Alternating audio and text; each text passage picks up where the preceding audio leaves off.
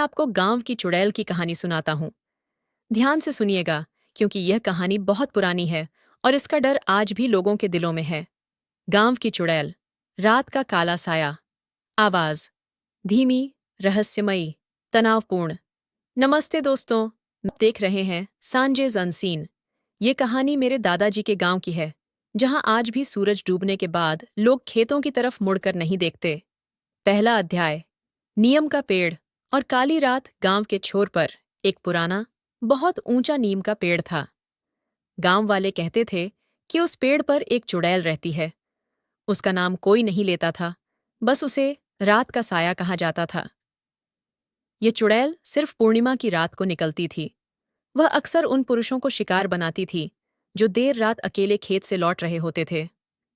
एक रात गांव का एक जवान लड़का, मोहन, पास के शहर से देर रात घर लौट रहा था। उसने अपने दोस्तों से शर्त लगाई थी कि वह नीम के पेड़ के नीचे बैठकर चुड़ैल को आवाज देगा। दूसरा अध्याय। पायल की आवाज। मोहन शराब के नशे में था और बहुत बहादुरी दिखा रहा था।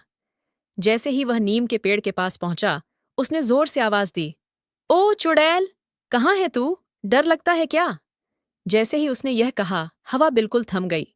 एक पत्ता भी नहीं हिल रहा था। और फिर दूर से एक बहुत मीठी, सुरीली पायल की आवाज आई। SFX।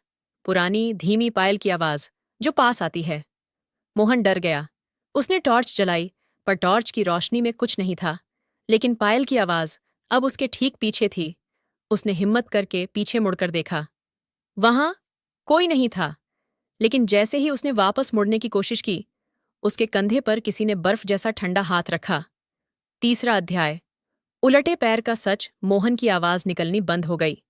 उसने ऊपर देखा। एक बहुत लंबी औरत थी जो हवा में हल्का सा तैर रही थी। वह औरत बेतहाशा खूबसूरत थी। उसने सफेद साड़ी पहनी थी। उस चुड़ैल ने धीमी, शहद जैसी आवाज में कहा, मोहन, तुमने मुझे बुलाया, अब मेरे साथ गांव चलो।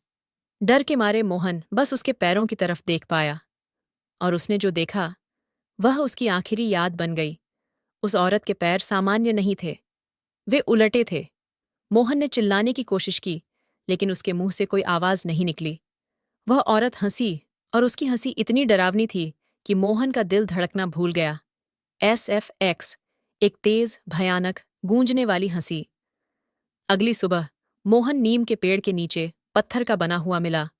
उसकी आंखें खुली थीं और उसके चेहरे पर डर का वह निशान था जिसे गांव वाले कभी नहीं भूले। आज भी उस गांव में अगर रात को कोई पायल की आवाज सुनता है, तो वह सबसे पहले उस इंसान के पैरों को देखता है। दोस्तों, क्या आप रात को अकेले नीम के पेड़ के पास जाने की हिम्मत कर सकते हैं? कमेंट्स में अपना